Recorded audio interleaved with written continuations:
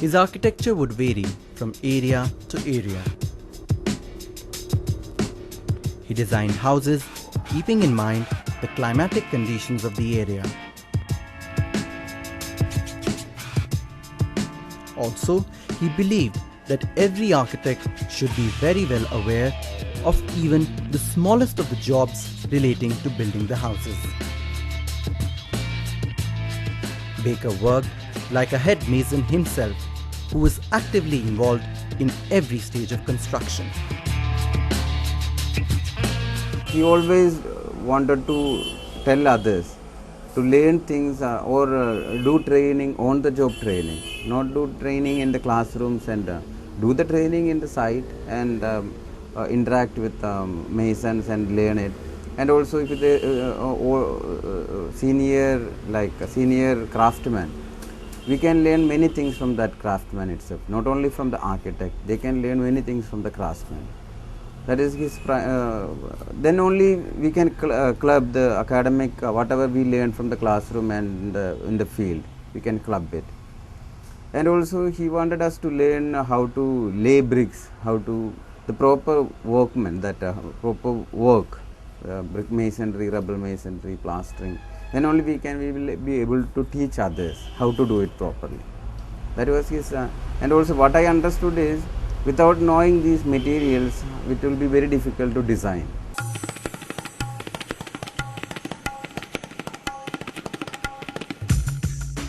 The brick jalis in place of windows would provide proper ventilation and light at lower cost.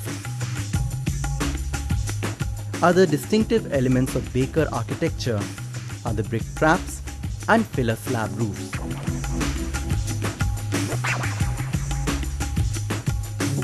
Arches, jalis, frameless doors and windows have always been part of Indian architecture. Baker rediscovered their use. Thus, Baker's architecture is a true manifestation of Indian philosophy. Baker had one single purpose: to create a beautiful and durable building using the minimum possible quantity of material. One of the most talked about of his technology is the rat trap bond. So it is nothing but utilization of the same material, but he used it in such a manner, the bond, with the result that it uses less of bricks, but at the same time it is as strong as a full brick length wall. He has perfected in terms of the uses of material, local materials or materials which are locally available, and also improved on the technology. That is a good thing, because after all, in India, it is still what you call labor isn't available in plenty. So he used that one in the most effective manner, with the result that the laborers which are working in the sort of our Laurie Baker's works, they are more productive.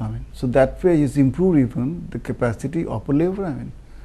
So that is also a big achievement, that how do you optimize our labor? So that is done also in his work.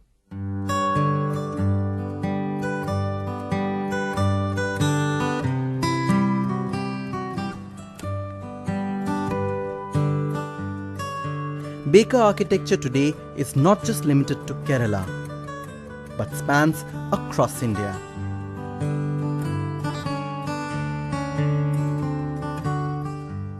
While most people think of slums as a blot on the city landscape, Mr. Baker thought otherwise. Slum dwellers, according to him, are an integral part of the city life, and they have to be given space there itself. What needs to be done is to provide proper housing to them. Chankanchula is one such area in the heart of Trivandrum.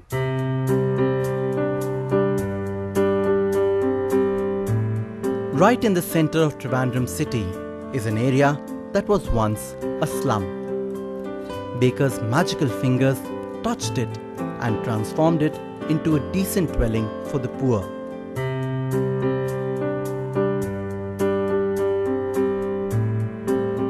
Chankanchula has no broken houses, no roofs made of plastic, and no dirty surroundings. It has been built at a very low cost.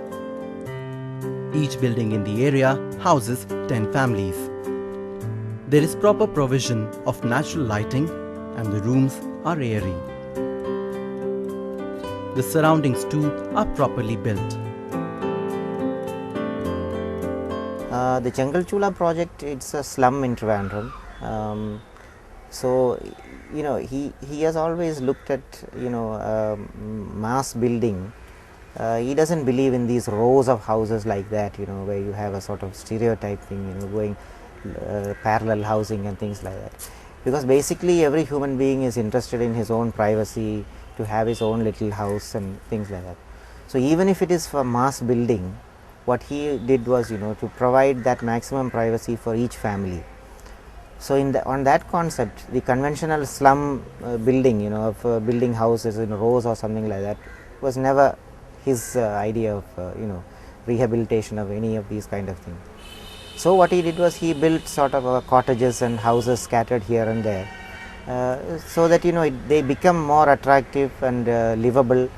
Finding out from the people how they live. Do they have cows, or where do they? If you just give them a square box like that, of course, ultimately they have their cattle and things like that. So all these things have to be taken into consideration. So basically, find out how these people live, and then according to that, you build them houses. Otherwise, they won't move into the modern structure which we are building for them.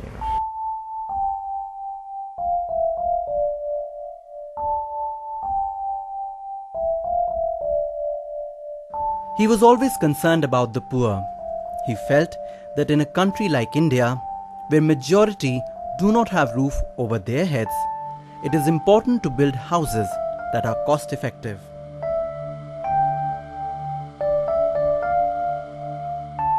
He believes that there should be a mixture of people in the city, then only we can survive. Then not only the slum people, the others also. Because without support from these lower class people, how can the upper class people live? That is one concern.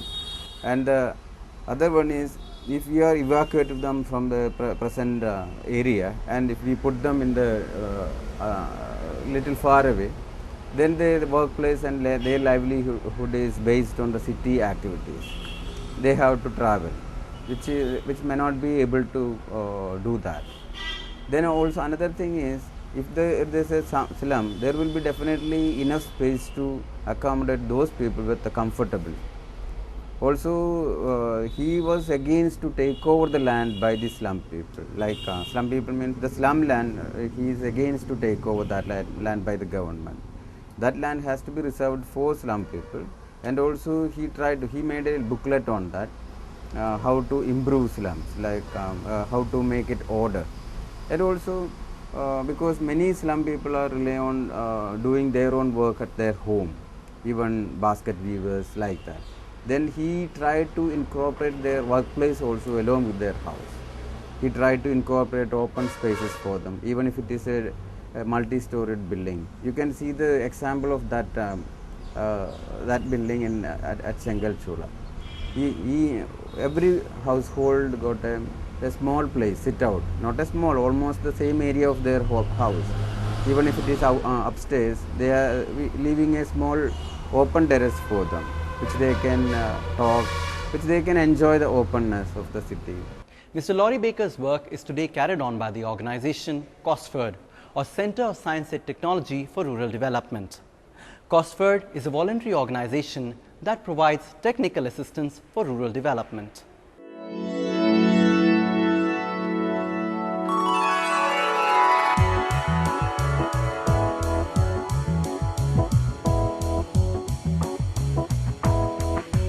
The organization costford was founded in 1984 when Baker came together with D.R. Chandradutt, K.N. Raj and former Chief Minister of the State Achyuta Menon.